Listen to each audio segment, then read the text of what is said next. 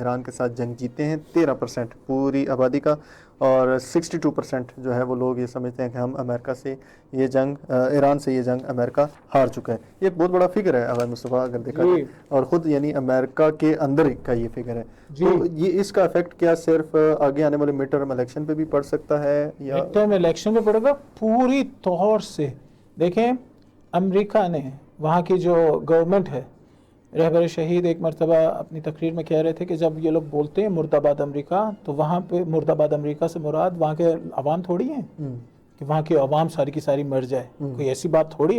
وہ جو زمین ہے جو خدا نے خلق کی ہے اس کے بارے میں تھوڑی کہہ رہے ہوتے ہیں کہ مرد آباد، وہ خدا نے خلق کی ہے، اس کا مطلب نہیں ہے مرد آباد۔ مرد آباد یعنی امریکہ کی پالیسیز مرد آباد ہیں، یعنی امریکن پالیسیز بنانے، یہ ظالمانہ پالیسیز بنانے والے یہ مرد آباد ہیں۔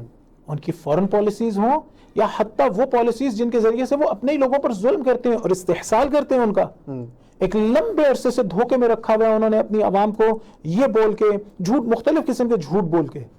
ان میں سے ایک جھوٹ یہ ہے مثلا کہ ایران جو ہے وہ نیوکلیر بم بنانا چاہتا ہے، اور وہ اپنے منہ سے آج بھی بول رہا تھا وہ لونٹک اور فنیٹک اور پتہ نہیں اس طرح کے الفاظ، اور کریزی اور اس طرح کے الفاظ کہہ رہا ہوتا ہے، ایسے جیسے اخلاقی الفاظ، ہاں اس طرح کے جیسے بہرحال توہین کر رہا ہوتا ہے۔ یا مثلا میں دیکھ رہا تھا یہ جھوٹ بول رہا ہوتا ہے کہ یہ جھوٹ بولا ہوا ہے اپنی قوم سے کہ یہ اپنی خواتین کو رائٹس نہیں دیتے، ویمن رائٹس نہیں ملتے ہیں ایران میں۔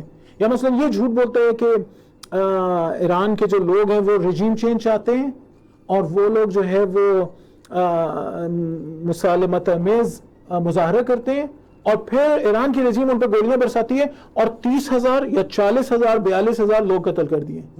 یہ سارے کے سارے جھوٹ ہیں ان کے، اور یہ جھوٹ کس سے بولے جاتے ہیں؟ یہ دوسرے ملکوں سے نہیں بول رہے ہوتے، اپنے ملک کے، دوسرے ملکوں کے سامنے بھی یہ جھوٹ بول رہے ہوتے، پڑھی لکھی عوام کو اپنے ملکوں کو، اپنے ملک کے لوگوں کو بیوقوف بنا رہے ہوتے۔ لیکن یہ کب تک یہ سلسلہ جاری رکھ سکتے ہیں؟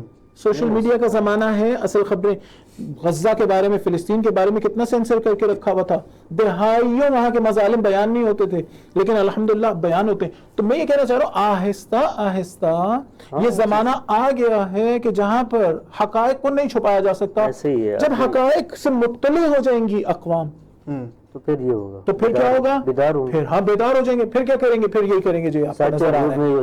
پھر وہ جو آپ پچھلی ٹویٹ دکھا رہے تھے وہی ہوگی۔ وہ کیا ہوگا کہ 60%، more than 60%، 62% of Americans believe US lost the war with Iran, with only 30% believing. یہاں پہ ایک اضافہ کروں، عراق پر جب انہوں نے اٹیک کیا تھا 2003 میں، تو اس وقت انہوں نے کہا کہ عراق جو ہے وہ اس کے پاس نیوکلیر ویپنز ہیں، اور اس کے پاس کیمیکل ویپنز ہیں، اور کیمیکل ویپنز ہیں۔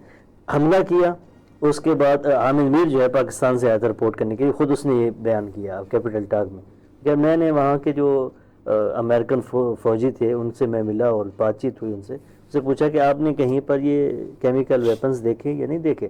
کہ ہم نے تو آج تک نہیں دیکھے۔ تو وہ جھوٹ کے بیانیے پہ ایک وہ جنگ شروع کی تھی نا، اور 1.5 ملین سے زیادہ لوگ مار دیے تھے۔ میں یہ کہہ رہا ہوں کہ اب یہ حقائق جو پوری دنیا کے حقائق ہیں یہ آہستہ آہستہ لوگوں تک پہنچ رہے ہیں۔ جب لوگوں تک پہنچتے ہیں تو لوگ بیدار ہوتے ہیں۔